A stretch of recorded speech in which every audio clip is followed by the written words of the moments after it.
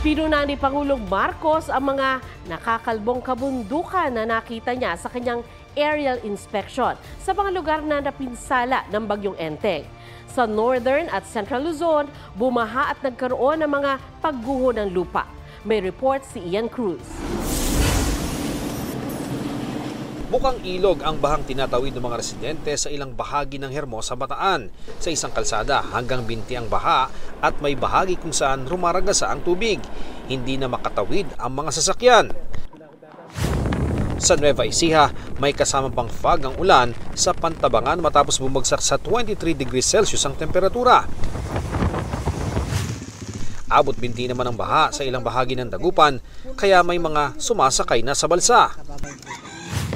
May mga pagguho naman ng lupa sa Calasiao at Sual, Pangasinan. Nangamba naman sa storm surge ang mga taga-Pasukin, Ilocos Norte, lalo na yung mga nakatira malapit sa baybayin. Dahil po sa paglakas ng alon, kasi masisira lahat ng mga dito.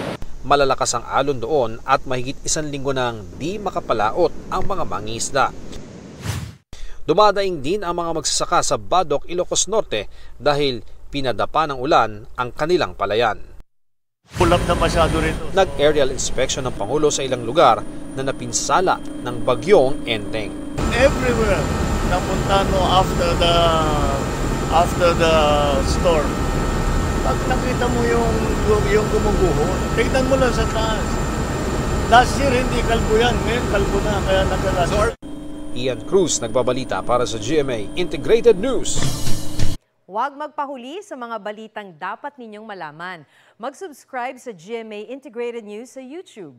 Sa mga kapuso abroad, subaybayan nyo kami sa GMA Pinoy TV at sa www.gmanews.tv.